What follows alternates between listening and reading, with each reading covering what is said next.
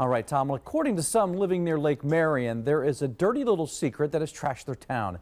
It's a 20-year battle between government agencies and families on the lake who say they have slowly watched their beautiful backyards turn into a polluted sandbar. ABC News 4's Stephanie Bainham has our story tonight.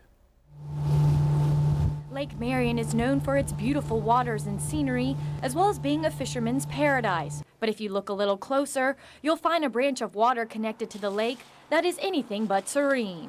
A lot of wildlife. You know, the fishing used to be real good. Right over here on that dock, we used to have 2 or 3 little boats tied up there, and we'd get out there and fish. We wouldn't think nothing of coming out here and catching a nice, mess of fish for supper. And anymore, it's just become a wasteland.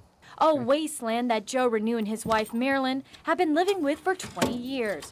The Renews say that when Interstate 95 was built through Santee, along with it came a lack of a proper drainage system for the town, and instead their cove turned into a dumping spot for the town's runoff waste.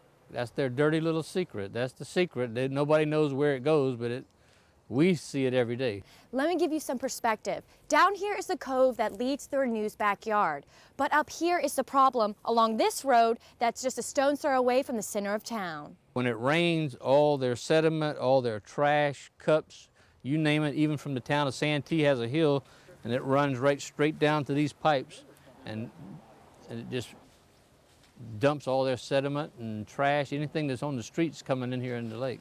And Renew says when it rains, it pours. It's like rapids. I mean, to me, it looks like it's 50 or 100 mile an hour coming out of those pipes.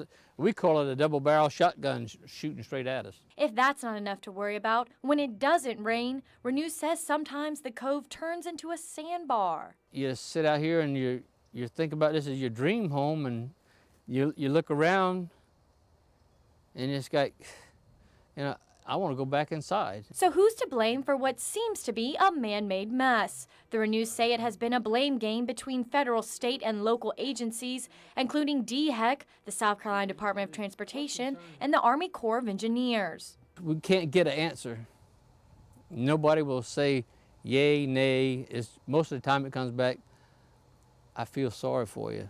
The last response the Renews got from an agency was from the Army Corps of Engineers. The Renews say they received a letter from the Corps saying it wasn't their problem, but that the Renews could apply for a permit to dredge the cove themselves. The Corps is not the ones who've caused the problem, so I can't really go in and fix it. And I don't have a venue, I don't have a program or any other way where I can go and help them. I can feel for them. I'm sure they're very, very frustrated. Unfortunately, most of the things that the Corps of Engineers does, they're all done with taxpayer money, but a lot of them, whenever we do a project, it usually benefits, many people. She wants me to hire somebody and pay for it out of our pockets to dredge this cove that the county, the state, and the federal is actually causing. They want us to pay for it. Back to square one, Joe and Marion Renew say despite all their efforts, they are running into dead ends, running out of hope, and running out of time. They have ruined my pursuit of happiness back here. My biggest fear is it's only going to get worse and worse. It's not going to get any better. Stephanie Bainham, ABC News 4. And for more on this story, including the Department of Transportation and DHEC's response to the Chapel Branch controversy, just go to abcnews4.com for in-depth coverage. Well, if you know